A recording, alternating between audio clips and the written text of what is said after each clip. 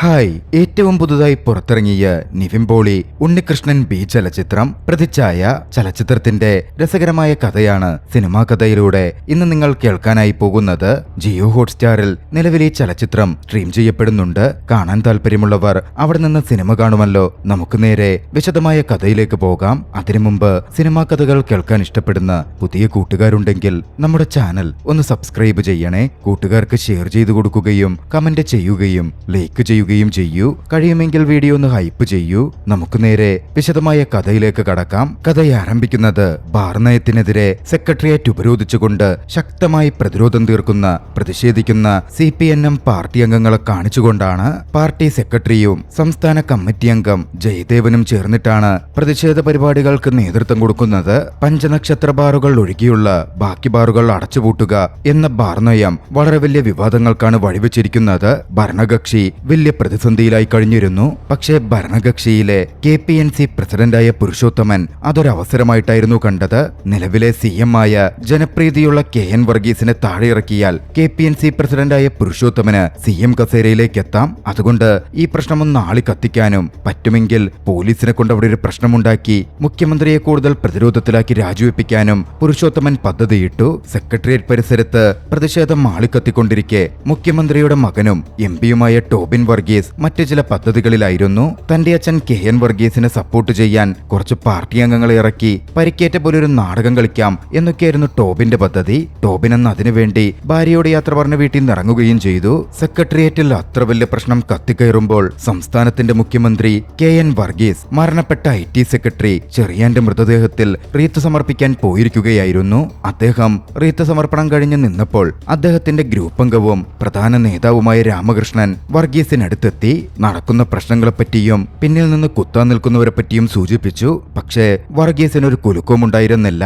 ഇതിലും വലിയ വെല്ലുവിളികളെ അതിജീവിച്ചവനാണ് താനെന്ന ഒരു കോൺഫിഡൻസ് വർഗീസിനുണ്ടായിരുന്നു. വർഗീസ് ചിലത് തീരുമാനിക്കുകയും ചെയ്തിരുന്നു. അവിടെ നിന്ന് പോന്ന CM വർഗീസ് നേരെ സെക്രട്ടേറിയറ്റിലെത്തി. ഓഫീസിലേക്ക് കയറാൻ നേരമാണ് അവിടെയുള്ള സ്വീപ്പറെ ശ്രദ്ധിച്ചത്. CM-ന് അവരെ പരിചയമുണ്ട്. റാഹേൽ എന്നായിരുന്നു അവരുടെ പേര്. മറ്റന്നാള് റാഹേലിന്റെ മകളുടെ വിവാഹമാണ്. വളരെ സ്നേഹത്തോടെ റാഹേലിനോട് സംസാരിച്ച CM റാഹേലിന്റെ മകളുടെ വിവാഹത്തിന് വേണ്ടത് ചെയ്യണം എന്ന് തന്റെ സെക്രട്ടറിയോട് പറഞ്ഞേൽപ്പിച്ചു. പിന്നാലെ പടികൾ കയറി മുകളിലേക്ക് നടന്നു. റാഹേല് ഏറെ ആരാധനയോടെ സ്നേഹത്തോടെ ആ മനുഷ്യനെ നോക്കി. CM നടന്നു കയറിയത് ക്യാബിനറ്റ് മീറ്റിംഗിലേക്കായിരുന്നു. മന്ത്രിമാരൊക്കെ എത്തിയിട്ടുണ്ട്. നിലവിലെ പ്രതിഷേധ പ്രകടനത്തെപ്പറ്റിയും നടക്കുന്ന പ്രശ്നങ്ങളെപ്പറ്റിയും മുഖ്യമന്ത്രി ചർച്ച ചെയ്തു. പിന്നാലെ താനെടുത്ത തീരുമാനം അറിയിച്ചു. പഞ്ചനക്ഷത്ര ബാറുകളടക്കം എല്ലാ ബാറുകളും നമ്മൾ പൂട്ടുന്നു എന്നതായിരുന്നു മുഖ്യമന്ത്രിയുടെ തീരുമാനം. എതിർക്കാൻ എക്സൈസ് മന്ത്രിയും ധനകാര്യ വകുപ്പ് മന്ത്രിയും റവന്യൂ മന്ത്രിയുമൊക്കെ ഉണ്ടായെങ്കിലും തന്റെ കൂടെ നിന്ന പ്രധാന ഘടകകക്ഷിയുടെ പിന്തുണയോടെ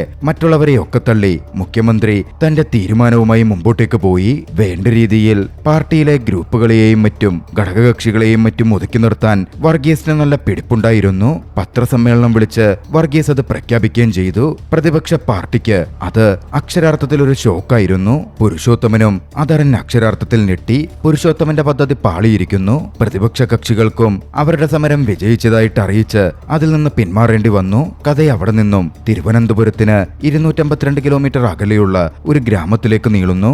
അവിടെ വെച്ച് രവി മാധവൻ എന്ന വ്യക്തിയെ നമ്മൾ പരിചയപ്പെടുകയാണ്. ഗ്രാമത്തിൽ വെച്ച് കാണുമ്പോൾ വെറും സാധാരണക്കാരനായി ഒരു കൃഷിക്കാരനെ പോലെ തോന്നിക്കുന്ന മാധവൻ യാഥാർത്ഥ്യത്തിൽ വലിയൊരു കോർപ്പറേറ്റ് ഉടമയായിരുന്നു. കൃത്യമായി പറഞ്ഞാൽ ഒരു powerful media baron, RM group of കമ്പനീസിന്റെ തലവൻ. പ്രതിപക്ഷ പാർട്ടിയുടെ പ്രതിഷേധത്തിലും മറ്റും വർഗീസ് രാജിവെക്കും, അതോടെ തങ്ങളുടെ പദ്ധതികൾ നടപ്പാവും എന്ന് പ്രതീക്ഷിച്ച മറ്റു ചിലരും കൂടിയുണ്ടായിരുന്നു. അതിൽ പ്രധാനിയായിരുന്നു ഇഷാൻ തേജസ് എന്ന കോർപ്പറേറ്റ് ഗുരു. അവർ മുന്നോട്ടേക്ക് കൊണ്ടുപോകുന്ന ഒരു IT പദ്ധതിയുണ്ടായിരുന്നു. അതിന് തടസ്സമായി നിന്നിരുന്നത് മുഖ്യമന്ത്രിയായിരുന്നു. മുഖ്യമന്ത്രി രാജിവെക്കില്ലെന്നറിഞ്ഞതും ടീമിലെ മറ്റുള്ളവർ അങ്ങനാണെങ്കിൽ കേരളം ഉപേക്ഷിച്ച് മറ്റു സംസ്ഥാനങ്ങൾ പരിഗണിക്കാം എന്ന മട്ടിൽ പറഞ്ഞു. പക്ഷേ നമ്മളുടെ പ്രധാന ഇൻവെസ്റ്റർക്ക് കേരളത്തോട് പ്രത്യേക താല്പര്യമുണ്ടെന്നും കേരളത്തിലത് വരണമെന്ന് അദ്ദേഹം ശഠിക്കുന്നുമുണ്ട് എന്നുമായിരുന്നു ഇഷാൻ വ്യക്തമാക്കിയത്. അത് മറ്റാരുമായിരുന്നില്ല, രവി മാധവനായിരുന്നു. RM ഗ്രൂപ്പ് ഓഫ് കമ്പനീസിന്റെ ഉടമ രവി മാധവൻ. അന്നത്തെ പ്രശ്നങ്ങളൊക്കെ ഒതുങ്ങി രാത്രിയോടെ മുഖ്യമന്ത്രി ക്ലിഫ് ഹൗസിലെത്തി. അദ്ദേഹം എത്തിയതും ചായയുമായി ഭാര്യ അന്നാമ കടന്നു വന്നു. പേരക്കുട്ടിയും അവിടെ ഉണ്ടായിരുന്നു. പേരക്കുട്ടി കരഞ്ഞുകൊണ്ട് ഓടിവന്ന് തന്റെ മുത്തശ്ശനെ കെട്ടിപ്പിടിച്ചു. അവളെ വിഷമിക്കാനുള്ള കാരണമായിരുന്നു രസം. അവളുടെ ആന്റിയായ റോസയുടെ അച്ഛൻ, അതായത് സഖാവ് ജയദേവൻ, അന്നൊരു വാർത്താ സമ്മേളനത്തിൽ സംസാരത്തിലുണ്ടായിരുന്നു. അദ്ദേഹം സംസാരിച്ചപ്പോ വർഗീസിന്റെ രാഷ്ട്രീയ മരണമാണ് എന്ന തരത്തിൽ ചർച്ചയിൽ പറഞ്ഞു. കുട്ടി അത് കേട്ട് വർഗീസ് മരിക്കുകയാണെന്ന മട്ടിലൊക്കെ ചിന്തിച്ച് ആകെ വിഷമിച്ചതാണ്. വർഗീസ് തന്റെ പേരക്കുട്ടിയെ ആശ്വസിപ്പിച്ചു. പിന്നാലെ വർഗീസ് ടോബിനെന്ന് പ്രതിഷേധം നടക്കുന്നിടത്തേക്ക് പയ്യന്മാരെ അയച്ച സംഭവത്തെപ്പറ്റി ടോബിനെ ചോദ്യം ചെയ്തു. അച്ഛന് സപ്പോർട്ട് നൽകാൻ വേണ്ടിയാ അങ്ങനൊരു നീക്കം നടത്തിയതെന്ന് ടോബിൻ പറഞ്ഞപ്പോ വർഗീസ് അതിനെ പുച്ഛിക്കുകയായിരുന്നു ചെയ്തത്. ഇത്രയൊക്കെ ആയിട്ടും നീ ആ വിദ്യാർത്ഥി രാഷ്ട്രീയത്തിന്റെ അപ്പുറത്തേക്ക് വളർന്നില്ലോടാ എന്ന മട്ടിലുള്ള പുച്ഛം അദ്ദേഹം രേഖപ്പെടുത്തി. വൈകാതെയായിരുന്നു പേരക്കുട്ടിയുടെ ബർത്ത്ഡേ പാർട്ടി വരുന്നത്. ടോബിന്റെ ഭാര്യ അക്കാര്യം അച്ഛനോട് സൂചിപ്പിച്ചു. വർഗീസും അതിന് ഓക്കെ പറഞ്ഞു. അവിടെ വെച്ച് നടത്താമെന്നും അറിയിച്ചു. പിന്നാലെ വർഗീസ് ഇളയ മരുമകളായ റോസയുടെ അടുത്തെത്തി. തന്റെ പ്രിയപ്പെട്ട മകനും ഇളയ മകനുമായ ജോണിന്റെ കാര്യം തിരക്കി. ജോൺ IT സെക്ടറിലാണ് വർക്ക് ചെയ്യുന്നത്. അന്ന് അവന്റെ കമ്പനിയുടെ വലിയൊരു ഡീൽ നടക്കുകയായിരുന്നു. ഡീൽ സൈനിങ് ഒക്കെ കഴിഞ്ഞെന്നും ഇപ്പോ ഇതിന്റെ പാർട്ടി നടക്കുകയാണ് എന്നുമായിരുന്നു റോസ മറുപടി പറഞ്ഞത്. എമൗണ്ടിന്റെ കാര്യം ചോദിച്ചപ്പോ അപ്പനോടത് പറഞ്ഞില്ലെങ്കിൽ എന്നോട് പറയുമോ എന്നായിരുന്നു റോസയുടെ മറുചോദ്യം. ഇതേസമയം ബാംഗ്ലൂരിൽ ജോണിന്റെ കമ്പനിയുടെ പാർട്ടി അരങ്ങ് തകർക്കുകയാണ്. വലിയൊരു ഡീലാണ് ജോൺ അന്ന് സൈൻ ചെയ്തിരിക്കുന്നത്. എത്ര വലിയ തുകയാണെന്ന് ആർക്കും തന്നെ അറിവില്ല. പാർട്ടി നടക്കുന്നിടത്ത് ജോണിന്റെ പരിചയക്കാരനും സുഹൃത്തുമായ സുകേഷ് പാണ്ഡെയും ഉണ്ടായിരുന്നു. പാണ്ഡെ വേദിയിൽ കയറി ജോണിനെ നൈസായിട്ടൊന്ന് ചൊറിഞ്ഞു. ജോണും വിട്ടുകൊടുത്തില്ല. മൈക്ക് വാങ്ങി സുകേഷ് പാണ്ഡെയെ ഓഡിയൻസിന് പരിചയപ്പെടുത്തി. സുകേഷ് പാണ്ഡെ F ന്യൂസ് എന്ന് പറഞ്ഞൊരു ചാനൽ നടത്തുന്നുണ്ട്. സ്റ്റിംഗ് ഓപ്പറേഷൻ നടത്തി 3 സെൻട്രൽ മിനിസ്റ്റേഴ്സിന് വരെ രാജിവെപ്പിച്ച ക്രെഡിബിലിറ്റിയുള്ള ചാനലാണ്. എന്റെ ഫ്രണ്ടാണെങ്കിലും ആളൊരു ചൊറിയനാണെന്നായിരുന്നു ജോൺ പറഞ്ഞത്. അതേ പാർട്ടിയിൽ മറ്റൊരാൾ കൂടി ഉണ്ടായിരുന്നു. പൂനം എന്ന പെൺകുട്ടി. ഒരു സെൻട്രൽ മിനിസ്റ്ററുടെ നീസാണവൾ. അവർ തമ്മിൽ വല്ലാതെ നോക്കുന്നത് കണ്ടപ്പോ സുകേഷ് അത് കണ്ട് ജോണിന് വന്ന് ഒരു വാണിംഗ് കൊടുത്തു. പക്ഷേ അന്ന് സംഗതി ഉണ്ടായി. പൂനം ജോണുമായിട്ടൊന്ന് അടുക്കാൻ ശ്രമിച്ചു. ജോൺ അപ്പോഴാണ് താൻ മാരീഡ് ആണെന്ന കാര്യം വെളിപ്പെടുത്തുന്നത്. പൂനം അത് കേട്ട് ഷോക്കായിരുന്നു. അവരങ്ങനെ ഒന്നിച്ചു നിൽക്കെ അങ്ങോട്ടേക്ക് പൂനത്തിന്റെ ബോയ്ഫ്രണ്ട് കടന്നു വന്നു. ഒരു സീൻ തന്നെ ഉണ്ടായി. ബോയ്ഫ്രണ്ട് ജോണിനെ അടിക്കുകയും ചെയ്തു. ജോൺ ഒട്ടും മടിച്ചില്ല. ബോയ്ഫ്രണ്ടിനെ തിരിച്ചടിച്ചു വീഴ്ത്തി. താൻ SFIയുടെ യൂണിയൻ സെക്രട്ടറി ആയിരുന്നെന്നും അതും 3 കൊല്ലമെന്നും ജോൺ എടുത്തു പറഞ്ഞു. പക്ഷേ സംഗതി പോലീസ് സ്റ്റേഷനിലെത്തി. ഒടുവിൽ തന്റെ അച്ഛനായ മുഖ്യമന്ത്രി വിളിച്ച് കർണാടക പോലീസിൽ സ്വാധീനം ചെലുത്തിയായിരുന്നു ജോൺ അന്ന് ഊരിപ്പോന്നത്. സംഗതി പെണ്ണുകേസ് മട്ടിലാണല്ലോ വന്നത്. അതിനെപ്പറ്റി അന്ന് വർഗീസും മരുമകൾ റോസയും തമ്മിൽ ഒരു സംസാരവും ഉണ്ടാവുന്നുണ്ട്. അടുത്ത ദിവസം മുഖ്യമന്ത്രിയുടെ ബഹുജന സമ്പർക്ക പരിപാടിയുണ്ടായിരുന്നു. അത്രമേൽ തിരക്കായിരുന്നു അവിടെ. ആ ജനക്കൂട്ടത്തിനിടയിൽ ഒരാൾ കൂടി ഉണ്ടായിരുന്നു. താര IPS. പോസ്റ്റിംഗ് ഒന്നും കൊടുക്കാതെ കുറച്ചുനാളായി മുഖ്യമന്ത്രി മാറ്റി നിർത്തിയിരുന്ന ആളാണ് താര IPS. പക്ഷേ അന്ന് ചാർജ് കൊടുക്കാൻ മുഖ്യമന്ത്രി പ്രത്യേകം അവരെ വിളിച്ചു വരുത്തിയിരുന്നു. താര മുഖ്യമന്ത്രിയെ കണ്ട് ചാർജ് എടുത്തു.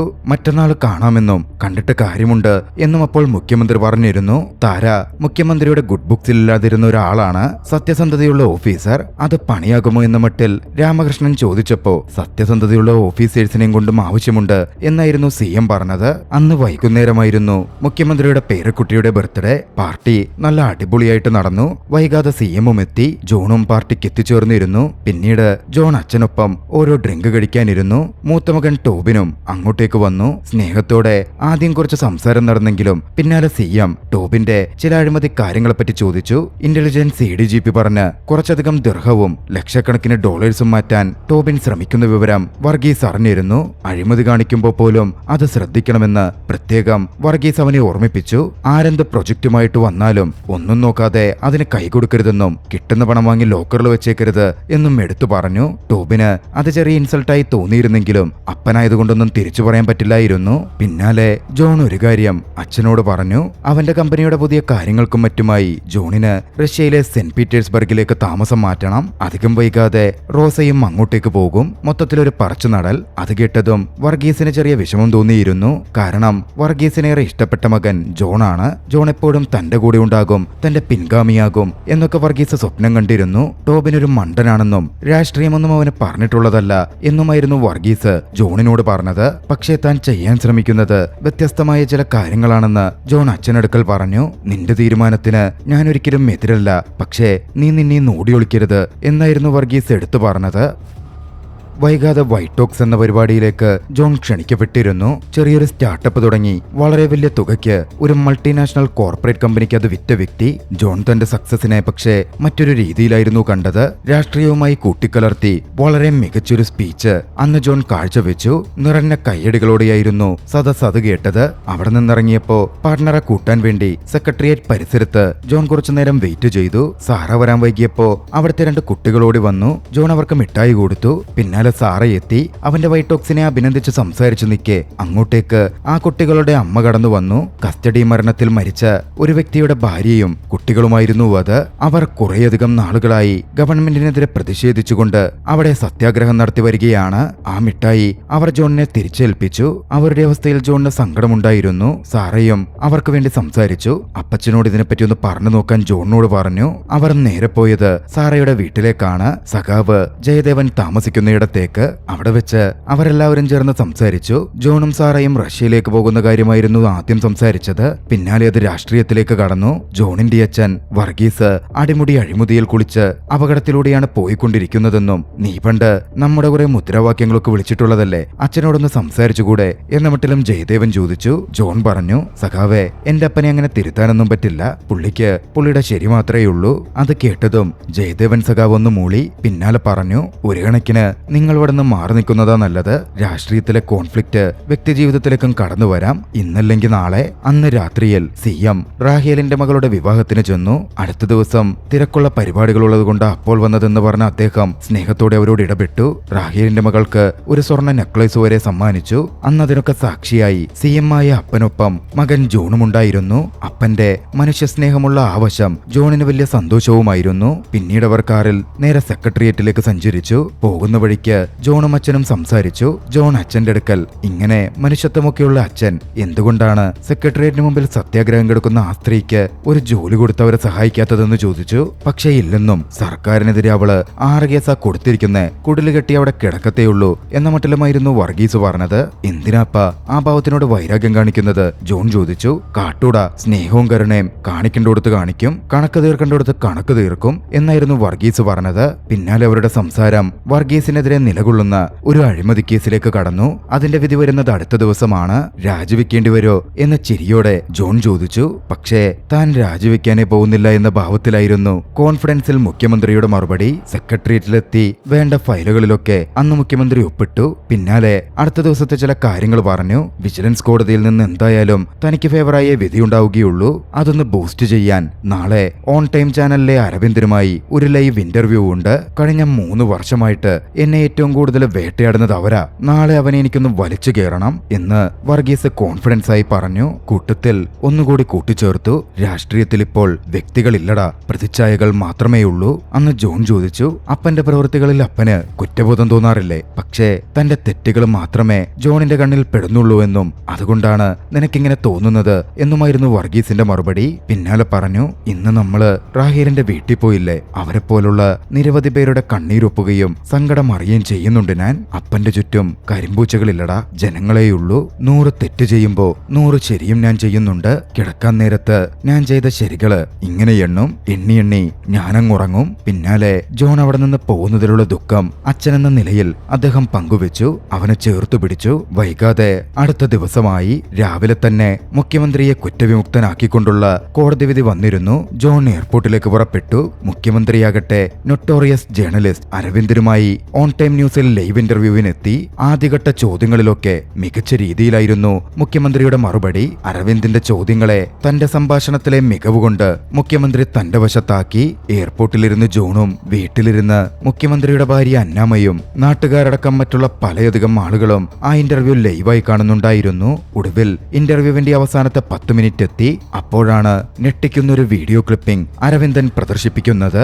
നിഷ എന്ന് പേരുള്ള ഒരു ലേഡി മുഖ്യമന്ത്രിക്കെതിരെ ലൈംഗികാരോപണം ഉന്നയിച്ചിരിക്കുന്നു. മുഖ്യമന്ത്രി ക്ലിഫ് ഹൗസിൽ വെച്ച് പേഴ്സണലായി തന്നെ കണ്ട് പീഡിപ്പിച്ചു എന്നതായിരുന്നു ആരോപണം. അതും അവരുടെ ബിസിനസ് പരമായ ഒരു ആവശ്യം സംസാരിക്കാൻ വേണ്ടി മുഖ്യമന്ത്രിയെ കാണാൻ പോയപ്പോൾ. അക്ഷരാർത്ഥത്തിൽ അത് കേട്ട് അന്നാമയും ജോണും അടക്കം ഞെട്ടി. മുഖ്യമന്ത്രി വർഗീസും അവിടെ വെച്ച് തന്നെ അദ്ദേഹം അത് നിഷേധിച്ചു. ഇങ്ങനെയുള്ള ആരോപണങ്ങളിൽ എപ്പോൾ എവിടെ വെച്ച് എന്ന കാര്യം തെളിയിക്കപ്പെടണം. ഇവർ പറഞ്ഞ സമയത്തെ എന്റെ പരിപാടികൾ എന്റെ ഔദ്യോഗിക ഡയറിയിൽ ഉണ്ടല്ലോ, അത് വെരിഫൈ ചെയ്താൽ മതി. വർഗീസ് ആരോപണത്തെ പ്രതിരോധിക്കാൻ ശ്രമിച്ചു. പക്ഷേ അവിടെ വലിയ തിരിച്ചടി നേരിട്ടു. ചാനലുകാർ അത് പരിശോധിച്ചിട്ടുണ്ടായിരുന്നു. ആ സമയം അതിജീവിത പറഞ്ഞ പോലെ മുഖ്യമന്ത്രി ക്ലിഫ് ഹൗസിൽ ഉണ്ടായിരുന്നു. അതും അദ്ദേഹം തനിച്ചായിരുന്നു. ഫാമിലി മറ്റൊരു കല്യാണത്തിന് പോയിരുന്നു. മുഖ്യമന്ത്രിയുടെ അസിസ്റ്റന്റ് മാത്രമേ അവിടെ ഉണ്ടായിരുന്നുള്ളൂ. പിന്നാലെ അവർ മറ്റൊരു വിഷ്വൽ കൂടി അതിനെ സാധൂകരിക്കാൻ വേണ്ടി പ്രദർശിപ്പിച്ചു.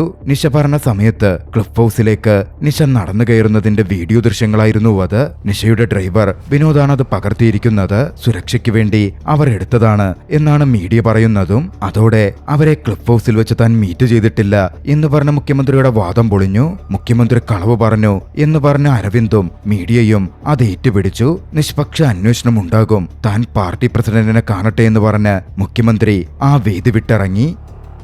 വൈകാതെ അത് വലിയ ചർച്ചാ വിഷയമായി മാറി. രാഷ്ട്രീയ കേരളത്തിന് തീ പിടിച്ചു. ആ ഒറ്റ ദിവസം കൊണ്ട് വർഗീസിന്റെ രാഷ്ട്രീയ ഇമേജ് തന്നെ തകർന്നു. പാർട്ടി ഓഫീസിലെത്തിയപ്പോ അദ്ദേഹത്തിനെതിരെ കല്ലേറുണ്ടായി. നെറ്റിപൊട്ടി ചോരിയൊഴുകി. ഒടുവിൽ പാർട്ടി മീറ്റിംഗ് വരെ കഴിഞ്ഞു. വർഗീസിനെതിരെ അവസരം നോക്കി നിന്നിരുന്ന പുരുഷോത്തമനടക്കം വർഗീസിന്റെ രാജിക്ക് സമ്മർദ്ദമുണ്ടാക്കി. ഒടുവിൽ വർഗീസ് രാജിവെച്ചു. അന്ന് തന്നെ നിഷയുടെ ഡ്രൈവറായിരുന്ന വിനോദ് തന്റെ ടാബും ഫോണും ഹാർഡ് ഡിസ്കുമായി രവിമാധവന്റെ അമ്മയെ കാണാനെത്തി. വിനോദ് രവിമാധവന്റെ ജോലിക്കാരനാണ്. അതേൽപ്പിച്ച ശേഷം തിരികെ പോകുമ്പോ വിനോദ് രവിമാധവനെ വിളിച്ച് കാര്യം പറഞ്ഞു. വിവരമറിയിച്ചതിന് പിന്നാലെ വിനോദ് സഞ്ചരിച്ചിരുന്ന ഇലക്ട്രിക് സ്കൂട്ടർ ഹാക്ക് ചെയ്യപ്പെട്ടു. തീപിടിച്ച് അതിൽ അപകടം സംഭവിച്ച വിനോദ് സ്പോട്ടിൽ മരണപ്പെട്ടു. ഇതിന് പിന്നിൽ നിന്ന് കളിച്ചത് രവിമാധവനായിരുന്നു. അന്ന് രാത്രിയിൽ മുഖ്യമന്ത്രി സ്ഥാനം രാജിവെച്ച് ഏറെ ദുഃഖത്തോടെ നിരാശയിലാണ് വർഗീസ് ക്ലിഫ് ഹൗസിലേക്ക് മടങ്ങിയെത്തുന്നത്. അന്നാമയെ ഫേസ് ചെയ്യാൻ പോലും വർഗീസ് മടിക്കുന്നുണ്ടായിരുന്നു. പക്ഷേ തന്റെ ഭർത്താവിനെ അറിയാവുന്ന അന്നാമ അദ്ദേഹത്തിന്റെ കൂടെ നിന്നു. പക്ഷെ പേരക്കുട്ടിയും മൂത്ത മരുമകളും അത്തരത്തിലായിരുന്നില്ല വർഗീസിനോട് ഇടപഴകിയത്. പേരക്കുട്ടിയെയും കൂട്ടി ടോബിന്റെ ഭാര്യ അകത്തേക്ക് കയറിപ്പോയി. ടോബിനടക്കം അച്ഛന്റെ ഈ കേസ് കാരണം തന്റെ രാഷ്ട്രീയ ഭാവി തകർന്നു എന്ന് പറഞ്ഞിരിക്കുകയായിരുന്നു. പക്ഷെ അപ്പോഴാണ് ജോൺ ഇറങ്ങി വരുന്നത്. ജോൺ റഷ്യയിലേക്ക് ആ വിവരമൊക്കെ അറിഞ്ഞതോടെ പോയിരുന്നില്ല. അച്ഛനെ സപ്പോർട്ട് ചെയ്ത് പൂർണ്ണമായി കൂടെ നിന്നവൻ സംസാരിച്ചു. കേസ് ഫൈറ്റ് ചെയ്യാൻ അച്ഛനോട് ആവശ്യപ്പെട്ടു. താൻ അച്ഛന്റെ കൂടെയുണ്ടെന്ന് പറഞ്ഞു. വർഗീസിനും അത് വലിയ കോൺഫിഡൻസ് ആയിരുന്നു. പിന്നാലെ ഉണ്ടായ സത്യങ്ങൾ എന്താണ് എന്ന് ജോൺ അച്ഛനോട് തിരക്കി. വർഗീസ് പറഞ്ഞു, ക്ലിഫ് ഹൗസിൽ വെച്ച് നിഷ വർഗീസിനെ കാണാൻ വന്നിരുന്നു. 10 മിനിറ്റ് നീളുന്ന ഒരു ഔദ്യോഗിക കൂടിക്കാഴ്ച. അതിനപ്പുറം ഒന്നും തന്നെ ഉണ്ടായിട്ടില്ല. ലൈവ് ടിവിയിൽ അങ്ങനൊരു ആരോപണം വന്നപ്പോ താൻ വല്ലാതെ പതറിപ്പോയെന്നും തൽക്കാലം അവിടുന്ന് രക്ഷപ്പെടാൻ അങ്ങനൊരു കളവ് പറഞ്ഞതാണെന്നും പക്ഷേ അത് ഇങ്ങനെ തിരിച്ചടിക്കുമെന്ന് കരുതിയില്ലെന്നും വർഗീസ് ജോണിനടുക്കൽ വ്യക്തമാക്കി. തന്റെ പിതാവിന്റെ നിരപരാധിത്വം ജോണിന് പൂർണ്ണമായി മനസ്സിലാവുന്നുണ്ടായിരുന്നു. വർഗീസിന് പൂർണ്ണ പിന്തുണ പറഞ്ഞ അവൻ നമുക്കൊന്നിച്ച് ഫൈറ്റ് ചെയ്യാം എന്നും അച്ഛനടുക്കൽ പറഞ്ഞു. അതോടെ വർഗീസിനൊരു ധൈര്യം കൈവന്നു. സന്തോഷത്തിലായിരുന്നു അദ്ദേഹം ഉറങ്ങാൻ മുറിയിലേക്ക് പോയത്. പക്ഷേ പിറ്റേന്ന് പുലർച്ചെ ഞെട്ടിക്കുന്ന വാർത്ത കേട്ടിട്ടാണ് ജോൺ ഉണർന്നത്. വർഗീസ് ഹൃദയാഘാതം മൂലം ഈ ലോകത്തോട് വിട പറഞ്ഞിരുന്നു. കുറ്റാരോപിതനായ വർഗീസ് അങ്ങനെ മരണപ്പെട്ടപ്പോൾ പത്രവാർത്തകളിൽ പോലും അദ്ദേഹത്തിന്റെ മരണം ആ രീതിയിലായിരുന്നു വാർത്തയായി വന്നത്. എല്ലാ രീതിയിലും വർഗീസ് അപമാനിക്കപ്പെടുന്നുണ്ടായിരുന്നു. മരണശേഷവും വേദനയോടെ ജോൺ അതൊക്കെ കണ്ടുനിന്നു. ഒടുവിൽ 12 ദിവസങ്ങൾ പിന്നിട്ടു. അപ്പോഴും സംസ്ഥാനത്തിന് പുതിയൊരു മുഖ്യമന്ത്രിയെ തിരഞ്ഞെടുക്കാൻ സാധിച്ചിട്ടില്ല. ഗ്രൂപ്പ് വഴക്കും മറ്റുമായി പ്രശ്നങ്ങൾ കലുഷിതമായി കൊണ്ടിരിക്കുകയായിരുന്നു. പുരുഷോത്തമന്റെ പേരുയർന്നു വന്നെങ്കിലും ടോബിനും രാമകൃഷ്ണനും അതിനെ എതിർത്തു. കൂടുതൽ MLA-മാരുടെ പിന്തുണ അവർക്കുള്ളതുകൊണ്ട് പുരുഷോത്തമന് മുഖ്യമന്ത്രി സ്ഥാനത്തേക്ക് എത്താൻ സാധിക്കുന്നുണ്ടായിരുന്നില്ല. ഇതേസമയം മറുവശത്ത് ജോണും കുടുംബവും വർഗീസിന്റെ കല്ലറയ്ക്കടുത്ത് നിൽക്കുകയാണ്. അന്നാമ വലിയ ദുഃഖിതയായിരുന്നു. എപ്പോഴും ആൾക്കൂട്ടവും മറ്റും ചുറ്റിലുമുണ്ടായിരുന്ന ആള് നിലവിൽ കുറ്റാരോപിതനായി ആരുടെയും പിന്തുണയില്ലാതെ ഒറ്റപ്പെട്ട് അങ്ങനെ കല്ലറയ്ക്കുള്ളിൽ വിശ്രമിക്കുന്നത് അന്നാമയെ ദുഃഖിപ്പിച്ചുകൊണ്ടിരുന്നു. തന്റെ ഭർത്താവ് തെറ്റ് ചെയ്തിട്ടില്ലെങ്കിൽ അത് തെളിയിക്കപ്പെടണം എന്നവർ ആഗ്രഹിച്ചിരുന്നു. ജോൺ അത് കേട്ടു. ജോൺ അന്ന് ആ പള്ളിയുടെ കുരിശിലേക്ക് നോക്കി. മറുവശത്ത് പാർട്ടി മീറ്റിംഗുകൾ തുടർന്നുകൊണ്ടേയിരിക്കുകയാണ്. ഒടുവിൽ പെട്ടെന്നുള്ള പ്രശ്നപരിഹാരത്തിന് ടോബിനെ മുഖ്യമന്ത്രിയാക്കാനും ഉപതെരഞ്ഞെടുപ്പിൽ മത്സരിപ്പിച്ച് വിജയിപ്പിക്കാം എന്ന തരത്തിലേക്കും കാര്യങ്ങളെത്താൻ തുടങ്ങി. പക്ഷേ അപ്പോഴാണ് പുരുഷോത്തമൻ ബ്രേക്ക് ചെയ്ത മറ്റൊരു ന്യൂസ് പാർട്ടി ലീഡേഴ്സിനെ കാണിക്കുന്നത്. ജോണിനെതിരെ വലിയൊരു കേസ് വന്നിരിക്കുന്നു. FEMA violation. F ന്യൂസ് ആയിരുന്നു ആ ന്യൂസ് പുറത്തുവിട്ടത്. അതോടെ അരവിന്ദനടക്കം അത് ഏറ്റുപിടിച്ചു. 125 കോടി വരുന്ന കള്ളപ്പണ ഇടപാട് ജോൺ നടത്തിയിരിക്കുന്നു എന്ന തരത്തിൽ വാർത്തകൾ നിറഞ്ഞു. ജോണിന്റെ കമ്പനിയുടെ കച്ചവടവുമായി ബന്ധപ്പെട്ടിട്ടായിരുന്നു ആരോപണം നടന്നത്. വൈകാതെ EDയുടെ റെയ്ഡുമുണ്ടായി. ജോൺ അറസ്റ്റ് ചെയ്യപ്പെടും എന്ന ഘട്ടമെത്തി. ടോബിന്റെ രാഷ്ട്രീയ രാഷ്ട്രീയ ഭാവിക്ക് വലിയ പ്രതിസന്ധി നിർമ്മിക്കപ്പെടുകയായിരുന്നു. മുഖ്യമന്ത്രി കസേരയ്ക്ക് തൊട്ടടുത്ത് നിൽക്കെ കുടുംബത്തിനുമേൽ അങ്ങനെ ഒരു ആരോപണം വന്നത് ടോബിനെ നന്നായി ബാധിച്ചു. പത്രക്കാരുടെ മേൽ ഒരു ഘട്ടത്തിൽ ടോബിൻ തട്ടിക്കയറേണ്ടത് പോലുമായിരുന്നു. രാമകൃഷ്ണൻ ടോബിനെ പിടിച്ചു കൊണ്ടുപോയി. ഇഡി ജോണിനെ അറസ്റ്റ് ചെയ്ത് ചോദ്യം ചെയ്യാൻ വേണ്ടി കൂട്ടിക്കൊണ്ടുപോവുകയും ചെയ്തു. ജോണിനോട് സംസാരിക്കാൻ അവസരം കിട്ടിയപ്പോ ടോബിൻ ജോണിനോട് ദേഷ്യപ്പെട്ടു. തന്റെ പെട്ടിയിൽ അവൻ ആണിയടിക്കുകയാണ് ചെയ്തത് എന്ന മട്ടിലായിരുന്നു അയാൾ പറഞ്ഞത്. രാഷ്ട്രീയ കളിക്കളത്തിൽ അതോടെ പോര് നിറഞ്ഞു. പുരുഷോത്തമനെ സപ്പോർട്ട് ചെയ്യുന്ന ഓൺലൈൻ മാധ്യമങ്ങൾ വർഗീസ് കുടുംബത്തിനെതിരെ നല്ല രീതിയിൽ സംസാരിച്ചു. റോസയെയും ജയദേവൻ സഖാവിനെയും ബാധിക്കുന്ന തരത്തിൽ പോലും വാർത്തകൾ വന്നു. പ്രശ്നമത്രയും കനത്തതോടെ അടുത്ത ദിവസം വീണ്ടും പാർട്ടി മീറ്റിംഗ് ഉണ്ടായി. ജോൺ അറസ്റ്റ് ചെയ്യപ്പെട്ടിട്ട് 3 ദിവസം കഴിഞ്ഞിരുന്നു. വീണ്ടും മുഖ്യമന്ത്രി സ്ഥാനത്തേക്ക് പുരുഷോത്തമന്റെ പേര് ഉയർന്നു വന്നു. വർഗീസ് കുടുംബത്തിന് അത്രമേൽ ചീത്തപ്പേരുള്ളതുകൊണ്ട് ടോബിൻ പിന്മാറണമെന്നായിരുന്നു ഹൈക്കമാൻഡിന്റെ നിർദ്ദേശം. ഒടുവിൽ പുരുഷോത്തമനെ മുഖ്യമന്ത്രിയായി പ്രഖ്യാപിക്കും എന്ന ഘട്ടം വരെ കാര്യങ്ങൾ എത്തി നിൽക്കുകയാണ് ആ ന്യൂസ് പുറത്തു വരുന്നത്. രാമകൃഷ്ണൻ ഉടൻ തന്നെ അത് പാർട്ടി നേതാക്കളെ കാണിച്ചു. ജോണിനെതിരെയുള്ള മുഴുവൻ കുറ്റാരോപണങ്ങളും തള്ളിപ്പോയിരിക്കുന്നു. ജോൺ 125 കോടി ചിലവഴിച്ചതിന്റെ കണക്ക് ഇഡി പുറത്തുവിട്ടു. സാമൂഹിക പ്രവർത്തനങ്ങൾ നടത്തുന്ന ഒരു ട്രസ്റ്റിലേക്ക് ജോൺ വർഗീസ് 80 കോടി ഡൊണേറ്റ് ചെയ്തിട്ടുണ്ട്. അതും പാവപ്പെട്ടവർക്കും ന്യൂനപക്ഷത്തിനും വേണ്ടി പ്രവർത്തിക്കുന്ന അറിയപ്പെടുന്ന ഒരു ട്രസ്റ്റിലേക്ക്. ബാക്കിയുള്ള 16 കോടി ജോൺ വർഗീസ് ചിലവഴിച്ചിരിക്കുന്നത് movement for data freedom and democracy എന്ന എൻജിഒക്കാണ് ആ പണം ജോൺ കൈമാറിയിരിക്കുന്നത്. അഴിമതിക്കെതിരെ പ്രവർത്തിക്കുന്ന ഒരു കൂട്ടായ്മയാണത്. വൈകാതെ നിരപരാധിയായി പുറത്തെത്തിയ ജോണിന് ചുറ്റും മീഡിയ തടിച്ചുകൂടി. ജോണെന്ന് മീഡിയയോട് പറഞ്ഞു, കറക്ഷനെതിരെ എനിക്ക് ചെയ്യാൻ പറ്റുന്ന ചെറിയൊരു കാര്യം ഞാൻ ചെയ്തു. ഇതിനെല്ലാം അന്ന് എന്റെ കൂടെ നിന്നത് നീ ചെയ്യുന്നത് ശരിയാണെന്ന് പറഞ്ഞ എന്റെ അച്ഛനാണ്. മുൻ മുഖ്യമന്ത്രി വർഗീസ്. അപ്പനാണ് എന്റെ ഗുരു, എന്റെ ഹീറോ. അതുവരെ വർഗീസ് കുടുംബത്തിന് മേലുണ്ടായ ആരോപണങ്ങളെ യു-ടേൺ എടുപ്പിക്കുന്നതായിരുന്നു ജോണിന്റെ നിരപരാധിത്വം തെളിയിക്കപ്പെട്ടത്. മാത്രമല്ല പൊതുജനങ്ങൾക്കിടയിൽ അതോടെ ജോണിനെ പറ്റി ചർച്ച വളർന്നു. ജോണിന്റെ വൈറ്റ് ടോക്സ് വൈറലായി. അടുത്ത നേതാവായി ജോൺ ഉയർത്തിക്കാണിക്കപ്പെട്ടു. അതോടെ വീണ്ടും പുരുഷോത്തമന്റെ CM ആഗ്രഹങ്ങൾക്ക് മങ്ങലേൽക്കുകയാണ്. പാർട്ടി അത്രമേൽ പ്രതിസന്ധിയിലായതുകൊണ്ടും നിലവിൽ യുവാക്കളുടെ ഇടയിൽ ജോണിനൊരു താരപരവേശം കിട്ടിയിട്ടുള്ളതുകൊണ്ടും ജോൺ പാർട്ടിയിലേക്ക് വരണമെന്നും ജോൺ മുഖ്യമന്ത്രിയാകണം എന്നും പാർട്ടി നേതാക്കൾ ആവശ്യപ്പെട്ടു. പക്ഷെ അതിനെതിരെ നിന്നത് ടോബിനായിരുന്നു. ജോൺ ഒരിക്കലും രാഷ്ട്രീയത്തിലേക്ക് വരില്ല എന്നായിരുന്നു മുമ്പ് പറഞ്ഞിരുന്നത്. എല്ലാവരും ചേർന്ന് തന്നെ ഒതുക്കുകയല്ലേ എന്ന മട്ടിൽ പാർട്ടി നേതാക്കൾക്കടുത്തും ജോണിനടുക്കലും ടോബിൻ ചോദിച്ചു. പക്ഷെ അവിടെ തീരുമാനം പറഞ്ഞത് ജോണിന്റെ അമ്മയായിരുന്നു. താനാണ് തീരുമാനമെടുക്കുന്നതെന്നും ജോൺ മുഖ്യമന്ത്രിയാകും എന്നും അവർ തറപ്പിച്ചു പറഞ്ഞു. രാമകൃഷ്ണന്റെയും പൂർണ്ണ പിന്തുണ ജോണിനുണ്ടായിരുന്നു. ടോബിൻ അക്ഷരാർത്ഥത്തിൽ വല്ലാതായി. ടോബിന്റെ ഭാര്യയാകട്ടെ മുഖം തിരിച്ചു പോവുകയും ചെയ്തു. പക്ഷേ അത് ജോണിന്റെ പേഴ്സണൽ ലൈഫിനെ ബാധിച്ചു. ജോണും റോസയും ഇടതുപക്ഷ ആശയങ്ങളിൽ വിശ്വസിച്ചിരുന്നവരാണല്ലോ. അവർ ഒരിക്കലും സജീവ രാഷ്ട്രീയത്തിൽ ഉണ്ടാവില്ല എന്നതായിരുന്നു അവർക്കിടയിലുള്ള ഒരേ ഒരു പ്രോമിസ്. നിലവിലിപ്പോൾ ജോൺ മുഖ്യമന്ത്രിയായാൽ അത് ആ പ്രോമിസ് തെറ്റിക്കും. സാറയുടെ അച്ഛനെ ഫേസ് ചെയ്യാനുള്ളതാണ്. അവൾക്കതിൽ അതുകൊണ്ട് തന്നെ എതിർപ്പുമുണ്ട്. പക്ഷേ ജോൺ സാറയോട് സംസാരിച്ചു. താനിപ്പോ വല്ലാത്തൊരു പ്രതിസന്ധിയിലാണെന്നും അമ്മച്ചിയോട് മറുത്തു പറയാൻ സാധിക്കില്ല എന്നുമായിരുന്നു ജോൺ പറഞ്ഞത്.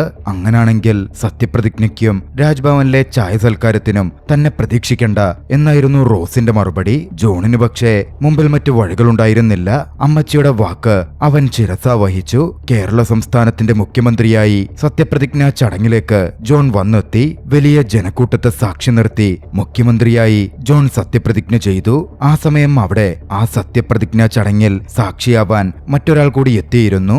എഫ് ന്യൂസിന്റെ ഉടമയും ജോണിന്റെ സുഹൃത്തുമായ സുകേഷ് പാണ്ഡെ. ആ സമയത്താണ് ചില കാര്യങ്ങൾ വെളിപ്പെടുന്നത്.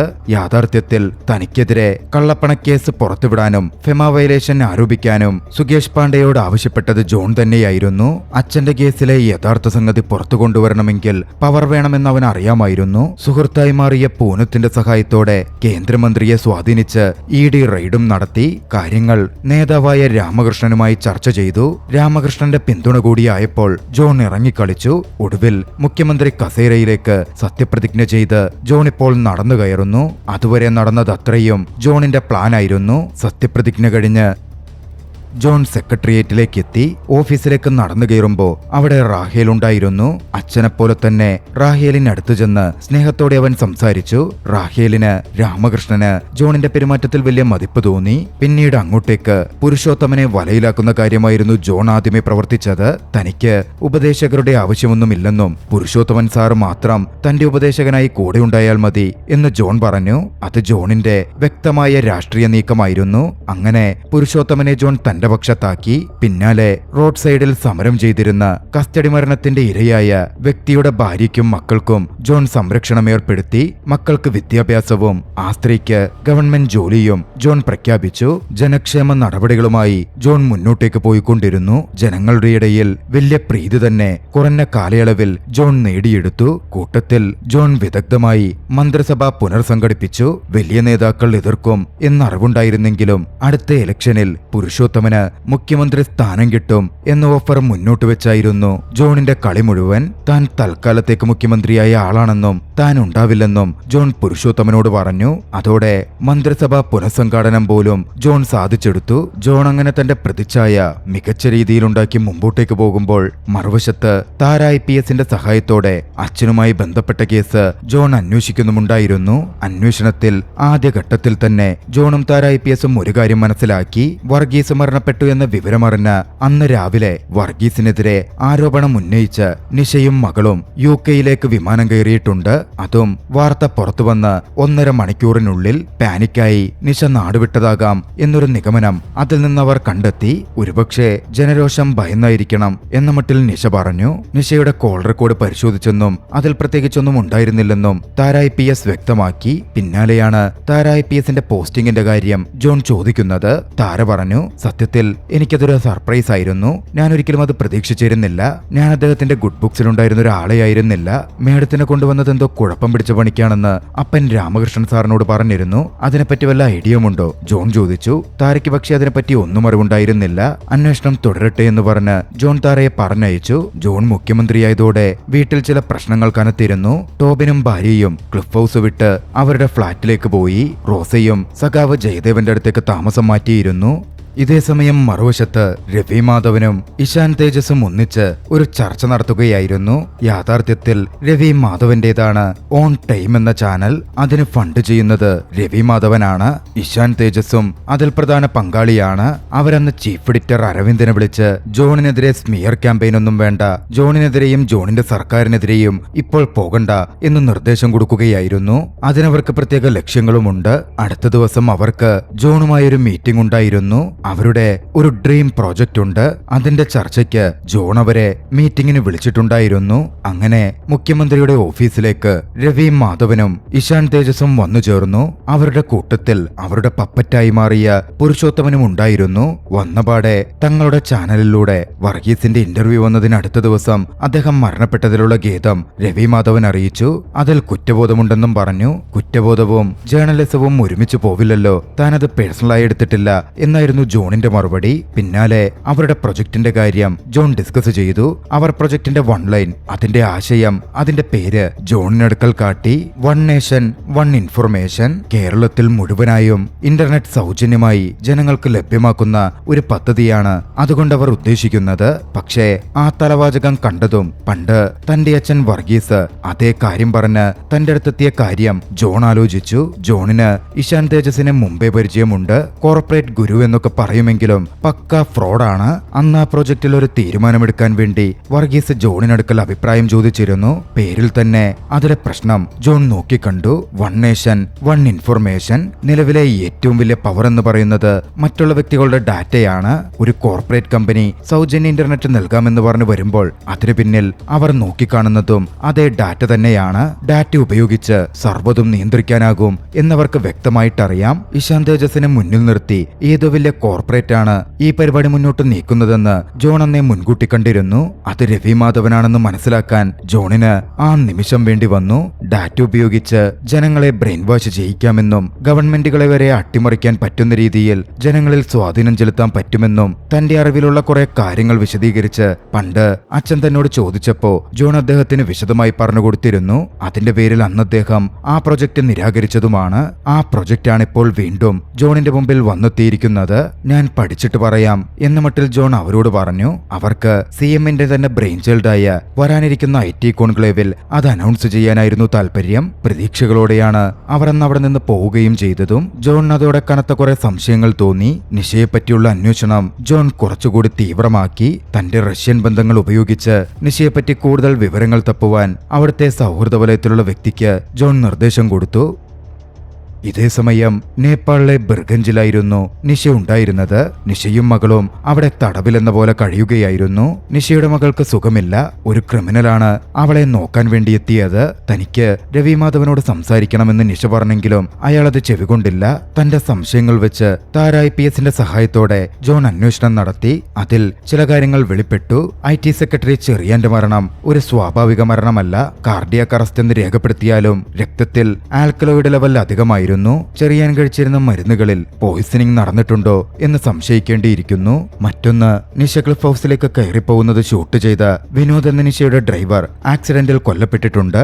അതും വർഗീസിനെതിരെ അലിഗേഷൻ ഉണ്ടായ അതേ ദിവസം 3:35 താരയുടെ വാക്കുകളിൽ ജോണിന്റെ സംശയം കനത്തു. പിന്നാലെ താരയുമായി സംസാരിച്ചപ്പോ ജോൺ തന്റെ തോന്നലുകൾ പറഞ്ഞു. ഇഷാൻ തേജസിന്റെ പ്രൊജക്ട് കൈകാര്യം ചെയ്യാൻ വർഗീസ് ഏൽപ്പിച്ചിരുന്നത് IT സെക്രട്ടറി ചെറിയാനെയായിരുന്നു. ചെറിയാന് പലതവണ അവർ പണം കൊടുത്തു വാങ്ങിയിട്ടുണ്ടെന്ന് തോന്നുന്നു. ഇഷാൻ തേജസിനും മറ്റും ഫേവറബിളായി പലതവണയാണ് CMന് അദ്ദേഹം നോട്ട് അയച്ചത്. CM അതും പലതവണ ഫ്രീസ് ചെയ്തിട്ടും അച്ഛനെ കൊടുക്കാൻ ട്രാപ്പ് സെറ്റ് ചെയ്യുമ്പോ ലൂപ്പ് ഹോൾസ് ഉണ്ടാവരുതല്ലോ. അതുകൊണ്ടായിരിക്കാം അവരാദ്യം IT സെക്രട്ടറി ചെറിയാനെ കൊന്നത്. പിന്നാലെ ഡ്രൈവർ വിനോദ്, പുറകെ നിഷയെയും മകളെയും കാണാതെയുമായി. ഒരു കൊലപാതകം, ഒരു ആക്സിഡന്റ്, ഒരു തിരോധാനം. ഇതിന് പിന്നിലെല്ലാം അപ്പോൾ ഒരാൾ തന്നെയാണ്, രവി മാധവൻ. രവി മാധവന്റെ പേര് കേട്ടതും താര രവി മാധവൻ എത്ര വലിയ കോർപ്പറേറ്റ് ആണെന്നും അയാൾക്ക് പിന്നാലെ പോകുന്നത് അത്ര എളുപ്പമല്ലെന്നും ജോണിനടുക്കൽ പറഞ്ഞു.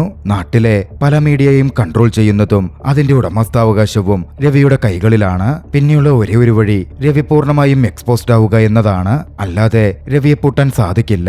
ജോണെന്ന് കുറച്ച് ചിന്തിച്ചിരുന്നു. അടുത്ത ദിവസം ഇഷാൻ തേജസിനെ കാണാൻ രവി മാധവൻ എത്തി. CMന്റെ ഓഫീസിൽ നിന്ന് അവർക്ക് ഫേവറബിൾ എന്ന് തോന്നിക്കുന്ന ഒരു മെയിൽ വന്നിരുന്നു. IT സെക്രട്ടറിയുമായി ഫോളോ ചെയ്യാനാണ് മെയിലിൽ CMന്റെ ഓഫീസ് ആവശ്യപ്പെട്ടിരുന്നത്. ഇഷാൻ തേജസ് വല്ലാത്ത സന്തോഷത്തിലായിരുന്നു. ആ സമയം രവി മാധവൻ ഇഷാനോട് ഒരുപാട് സന്തോഷിക്കേണ്ടെന്ന് പറഞ്ഞു. പിന്നാലെ സുകേഷ് പാണ്ഡെയുടെയും പൂനത്തിന്റെയും അടക്കം കാര്യം വ്യക്തമാക്കി സ്മിയർ ക്യാമ്പയിനിങ്ങും മറ്റും നടത്തി തനിക്കൊരു ഇമേജ് ഉണ്ടാക്കിയെടുത്ത് എങ്ങനെയാണ് ജോൺ മുഖ്യമന്ത്രി കസേരയിലേക്ക് എത്തിയത് എന്ന കാര്യം ഇഷാനോട് രവി വിശദീകരിച്ചു. തന്റെ അന്വേഷണത്തിൽ രവി അതൊക്കെ അറിഞ്ഞിരുന്നു. രവിയുടെ ആ പറച്ചിൽ കേട്ടതും ഇഷാൻ അസ്വസ്ഥനായി. പക്ഷേ രവി പറഞ്ഞു, നീ പേടിക്കണ്ട, പവർ കിട്ടാൻ ഇങ്ങനൊരു കളി കളിച്ചവനുമായി നമുക്കൊരു ഡീലുണ്ടാക്കാൻ പറ്റും. അതത്ര എളുപ്പമാണെന്ന് തോന്നുന്നില്ല. ആ പുരുഷോത്തമനോ ടോബിനാണെങ്കിലോ നമുക്കവരെ പപ്പറ്റാക്കി കൊണ്ടു നടക്കാമായിരുന്നു. പക്ഷെ ഇവൻ അൺപ്രഡിക്റ്റബിൾ ആണ്, അതീവ ബുദ്ധിമാനാണ്. ആ വർഗീസിന്റെ മരണം എല്ലാത്തിനും കുഴപ്പമായത്. Unnecessary collateral damage. ഇഷാൻ അത് പറഞ്ഞതും രവി മറ്റൊരു കഥ പറഞ്ഞു. അത് രവിയുടെ തന്നെ കഥയായിരുന്നു. 1986 ഇടുക്കി കീഴ്ത്തണം സ്റ്റേഷനിൽ ഒരു കസ്റ്റഡി മരണമുണ്ടായി. ഒരു തോട്ടം തൊഴിലാളിയുടെ മരണം. അന്ന് മുതിർന്ന ഉദ്യോഗസ്ഥരെ സംരക്ഷിക്കാൻ എല്ലാവരും ചേർന്ന് അതിട്ടതൊരു ASIയുടെ തലയിലായിരുന്നു. അയാളാകട്ടെ ജോലി പോകും പെടുമെന്നൊക്കെ ഭയന്ന് സഹായം ചോദിച്ചു ചെന്നത് അന്ന് ആഭ്യന്തരമന്ത്രിയായിരുന്ന വർഗീസിന്റെ വലങ്കൈ MLA രാമകൃഷ്ണന്റെ അടുത്തായിരുന്നു. രാമകൃഷ്ണൻ അയാളെ വർഗീസിനടുത്തെത്തിച്ചു. പക്ഷേ വർഗീസിനുമേൽ ഉന്നതതലത്തിലുള്ള ഓഫീസേഴ്സിനെ ബാധിക്കുന്ന കാര്യമായതുകൊണ്ട് ശക്തമായ പ്രഷർ ഉണ്ടായിരുന്നു. വർഗീസ് ASIയെ കൈവിട്ടു. ASIയുടെ ജോലി പോയി. അയാൾ അറസ്റ്റിലായി. അത് രവി മാധവന്റെ അച്ഛനായിരുന്നു. പിന്നീട് ജയിലിൽ നിന്നും ജാമ്യം കിട്ടി അയാൾ വീട്ടിലെത്തി. പക്ഷെ ഒരു മഴ ദിവസം പുറത്തേക്കിറങ്ങിപ്പോയ അയാൾ അവിടെ ഒരു മരത്തിൽ തൂങ്ങി മരിച്ചു. രവി തുടർന്ന് പറഞ്ഞു, അച്ഛനെ സഹായിക്കാത്ത വർഗീസിനോട് എനിക്ക് ദേഷ്യവും പകയുമൊന്നുമില്ല. അന്നത്തെ പൊളിറ്റിക്കൽ പ്രഷറിൽ അച്ഛനെ കൈവിട്ടപ്പോ അച്ഛൻ കയറി തൂങ്ങുമെന്ന് വർഗീസ് കരുതിയിട്ടുണ്ടാവില്ല. അതുപോലെ വർഗീസിനെ ട്രാപ്പ് ചെയ്യുമ്പോ എനിക്കറിയില്ലല്ലോ അയാൾ ഇത്രയ്ക്ക് ദുർബലനാണ്, അറ്റാക്ക് വന്ന് മരിക്കുന്നൊക്കെ. ഈ കളി ഇപ്പോ തുല്യനിലയില. ഒന്നുണ്ട്, ഞാൻ ആഗ്രഹിച്ചാലും ഇല്ലെങ്കിലും എന്റെ കൈകൊണ്ട് തീരേണ്ടവൻ എന്റെ കൈകൊണ്ട് തന്നെ തീരും. ഇതേസമയം മറുവശത്ത് രവി മാധവന്റെ ഇതേ കഥ രാമകൃഷ്ണൻ പറഞ്ഞ് ജോണും അറിഞ്ഞിരുന്നു. മറ്റൊന്നുകൂടി ഇതിനിടയിൽ നടക്കുകയായിരുന്നു. സഖാവ് ജയദേവൻ കുറച്ചുനാൾ പാർട്ടിയിൽ നിന്ന് വിട്ടുനിൽക്കാൻ തീരുമാനിച്ചു. പക്ഷെ മീഡിയ അത് പുറത്തുവിട്ടതാകട്ടെ പാർട്ടി ജയദേവനെ പുറത്താക്കിയെന്ന തരത്തിലായിരുന്നു. അത് റോസയുടെ ചെവിയിലെത്തി. റോസിന് അത് വല്ലാത്ത ദേഷ്യമുണ്ടാക്കിയിരുന്നു. അതുവരേക്കും ജോൺ ചെയ്യുന്ന പ്രവൃത്തികളെപ്പറ്റി ഒന്നും തന്നെ ജോൺ റോസയോട് പറഞ്ഞിരുന്നില്ല. അതിന്റെ പേരിലും റോസിന് ജോണിനോട് ദേഷ്യമുണ്ടായിരുന്നു. തൽക്കാലം ജോണിനെ വിട്ടുനിൽക്കാനും അച്ഛന്റെ കൂടെ നാട്ടിലേക്ക് പോകാനും റോസ് തീരുമാനിച്ചു. ജോണുമായുള്ള ബന്ധം അവസാനിപ്പിക്കാൻ വരെ റോസിന്റെ ചിന്തകൾ കടന്നിരുന്നു. പക്ഷേ ജയദേവൻ അവളെ അതിൽ നിന്ന് തടഞ്ഞു നിർത്തി. ജോണിങ്ങനെ മിണ്ടാതിരിക്കുന്നതിൽ ഒരു നിസ്സഹായാവസ്ഥ കാണാൻ പറ്റുന്നുണ്ടെന്നും കുറച്ചുകൂടി സമയം അവന് കൊടുക്കാനും ജയദേവൻ അവളോട് പറഞ്ഞു. ഇതിനിടയിൽ തന്റെ റഷ്യൻ ബന്ധം ഉപയോഗിച്ച് നിഷയും മകളും നേപ്പാളിലുണ്ട്. അവിടെ അവർ ബന്ദികളാക്കപ്പെട്ടിരിക്കുകയാണ് എന്ന കാര്യം ജോൺ അറിഞ്ഞു. അവരെ മോചിപ്പിക്കണോ എന്ന് റഷ്യയിലെ സുഹൃത്ത് ചോദിച്ചപ്പോൾ വേണ്ടെന്നും തനിക്ക് വേണ്ടിയത് രവി മാധവൻ തന്നെ ചെയ്തോളും എന്നുമായിരുന്നു ജോൺ പറഞ്ഞത്. അടുത്ത ദിവസം ക്യാബിനറ്റ് കൂടി ഏവരെയും ഞെട്ടിപ്പിക്കുന്ന ഒരു തീരുമാനം തീരുമാനം ജോൺ എടുത്തു. സംസ്ഥാന സർക്കാർ നേരിട്ട് എല്ലായിടത്തും കേരളത്തിലുടനീളം സൗജന്യ ഇന്റർനെറ്റ് ഏർപ്പെടുത്താൻ പോകുന്നു. അങ്ങനൊന്ന് സംഭവിച്ചാൽ അത് RM ഗ്രൂപ്പിന്റെ പ്രപ്പോസലിനെതിരെയുള്ള ഒരു നടപടിയായിട്ട് മാറും. സർക്കാരിന്റെ സൗജന്യ ഇന്റർനെറ്റ് പദ്ധതി പുരുഷോത്തമനെ അതുവല്ലാതെ ചൊടിപ്പിച്ചിരുന്നു. എന്താണ് അടുത്ത പദ്ധതി എന്ന് പുരുഷോത്തമൻ രവിക്കടുക്കൽ തന്നെ നേരിട്ട് ചോദിച്ചു. വരാനിരിക്കുന്ന IT കോൺക്ലേവിൽ ആ പദ്ധതി പൂർണ്ണമായി അനൗൺസ് ചെയ്യും എന്നായിരുന്നു ജോൺ പ്രഖ്യാപിച്ചത്. അതിന് CM സ്ഥാനത്ത് ജോൺ ഉണ്ടാവില്ല എന്ന് രവി പുരുഷോത്തമനോട് പറഞ്ഞു. അധികം വൈകാതെ രവി യാത്ര ചെയ്ത് നേപ്പാളിലെത്തി. നിഷയുടെയും മകളുടെയും അടുത്ത് നിഷയ്ക്ക് മറ്റൊരു വർക്കുണ്ടെന്ന് രവി അവളോട് പറഞ്ഞു. പക്ഷേ നിഷ വല്ലാത്ത അവസ്ഥയിലായി കഴിഞ്ഞിരുന്നു. താൻ കാരണം സംഭവിച്ച വർഗീസിന്റെ മരണം അവളെ വല്ലാത്ത കുറ്റബോധത്തിൽപ്പെടുത്തി. അതുകൊണ്ട് ഇനി ഒന്നും ചെയ്യാൻ അവൾ ഒരുക്കമായിരുന്നില്ല. UK പോയി സ്വസ്ഥ ജീവിതം ഉണ്ടാകും എന്ന് രവി അവൾക്ക് ഓഫർ കൊടുത്തതുകൊണ്ടായിരുന്നു അവൾ രവിയുടെ പ്രവൃത്തികൾക്ക് കൂട്ടുനിന്നത്. അതിനുള്ള പണവും അവൾ കൈപ്പറ്റിയിരുന്നു. പക്ഷേ രവി വീണ്ടും അവളെ വെച്ച് കളിച്ചുകൊണ്ടിരിക്കുകയാണ്. നിഷ വിസമ്മതിച്ചപ്പോ നിഷയുടെ മകളെ വെച്ച് രവി അവളെ ഭീഷണിപ്പെടുത്തി. താൻ പറഞ്ഞ പോലെ ചെയ്തില്ലെങ്കിൽ മകളെ കൊന്നുകളയുമെന്ന് സൂചിപ്പിച്ചു. അതോടെ മകളെ മാത്രം ബന്ദിയാക്കി നിഷയെ ട്രിവാൻഡ്രത്തേക്ക് അയക്കാൻ രവി തന്റെ ആളുകളോട് പറഞ്ഞു. അവിടെ നിഷയ്ക്കൊരു ദൗത്യമുണ്ട്. പിന്നാലെ രവി അവിടെ നിന്നും മടങ്ങുകയും ചെയ്തു. മടക്കയാത്രയിൽ തന്നെ തന്റെ ആളുടെ വീഡിയോ കോൾ രവിയെ തേടിയെത്തി. നിഷയെ ട്രിവാൻഡ്രത്തേക്ക് അയച്ചിട്ടുണ്ടെന്നും മകൾ കസ്റ്റഡിയിലുണ്ട് എന്നുമായിരുന്നു അയാൾ പറഞ്ഞത്. വൈകാതെ നിഷ തിരുവനന്തപുരത്തെത്തി. ഒരു കാറിൽ കയറി എയർപോർട്ടിന്റെ പുറത്തേക്ക് പോയി. ശേഷം വഴിയിൽ ആ വണ്ടി നിർത്തിയപ്പോ അതിൽ നിന്നിറങ്ങി മറ്റൊരു വാഹനത്തിൽ കയറി. ആ വാഹനത്തിൽ ഉണ്ടായിരുന്നത് വർഗീസിന്റെ മൂത്ത മകൻ ടോബി വർഗീസ് ആയിരുന്നു. ടോബി വല്ലാതെ പാനിക്കായിരുന്നു. ടോബി ചോദിച്ചു, എന്തെങ്കിലും ഒന്ന് വ്യക്തമായി പറ നിഷ, എന്തിനാ എന്നോട് കാണണമെന്ന് പറഞ്ഞേ? എന്തിനാ ഇപ്പൊ ഇങ്ങോട്ടേക്ക് വന്നേ? ഇത് റിസ്കായി പോയി, വല്ലാത്ത റിസ്കായി പോയി. ടോബി അത് പറഞ്ഞു നിൽക്കെ അവരുടെ വാഹനത്തിന്റെ പിന്നിൽ മറ്റൊരു വാഹനം വന്നിടിച്ചു. തൊട്ടുപുറകെ ആളുകൾ തടിച്ചു കൂടി. ഓൺ ടൈമിന്റെ മീഡിയ പേഴ്സൺസും എത്തി ആ ദൃശ്യങ്ങൾ കവർ ചെയ്തു. അച്ഛനെതിരെ ലൈംഗികാരോപണം ഉന്നയിച്ച സ്ത്രീയും അതേ അച്ഛന്റെ മകനും ഒരേ കാറിൽ. വിവാദങ്ങൾ കത്തിപ്പടരാൻ ആരംഭിച്ചു. ആശുപത്രിയിൽ നിന്ന് ടോബിൻ വീട്ടിലേക്ക് പോയി. നിഷയാകട്ടെ പോലീസ് അറസ്റ്റിലുമായി. ഈ സംഗതി ചോദ്യം ചെയ്യാൻ പുരുഷോത്തമൻ ജോണിന് മുന്നിലെത്തി. വർഗീസിനെ ചതിച്ചത് ഞാനാണെന്നാണല്ലോ എല്ലാവരും പറഞ്ഞു നടന്നത്. ഇപ്പോ സ്വന്തം വീട്ടിൽ നിന്ന് തന്നെയാണ് ചതിയെന്ന് എല്ലാവർക്കും മനസ്സിലായിട്ടുണ്ട് എന്ന മട്ടിലുമായിരുന്നു പുരുഷോത്തമൻ സംസാരിച്ചത്. പുരുഷോത്തമന്റെ വായടപ്പിക്കാൻ താൻ മുഖ്യമന്ത്രി സ്ഥാനം രാജിവെക്കുമെന്നും നാളെ വരെ സമയം തരണം എന്നും ജോൺ ആവശ്യപ്പെട്ടു. അത് കേട്ടതും പുരുഷോത്തമന് സന്തോഷമായി. അയാൾ തിരിഞ്ഞു നടക്കുമ്പോൾ മുഖത്തൊരു ചിരിയുണ്ടായിരുന്നു. പോലീസ് കസ്റ്റഡിയിലായ നിഷയെ താര ചോദ്യം ചെയ്തു. പക്ഷെ നിഷ ഒന്നിനും സഹകരിക്കുന്നുണ്ടായിരുന്നില്ല. ടോബിക്കും ജോണിനുമെതിരെ മൊഴി കൊടുക്കണം എന്ന രീതിയിലായിരുന്നു അവരിരുന്നത്. കുറച്ചു കഴിഞ്ഞ് താര CMനെ കാണാൻ ഔദ്യോഗിക വസതിയിലേക്ക് എത്തി. ഈ സമയം അകത്ത് ജോൺ കുടുംബാംഗങ്ങളെ എല്ലാം വിളിച്ചു വരുത്തി ടോബിനെ ചോദ്യം ചെയ്യുകയായിരുന്നു.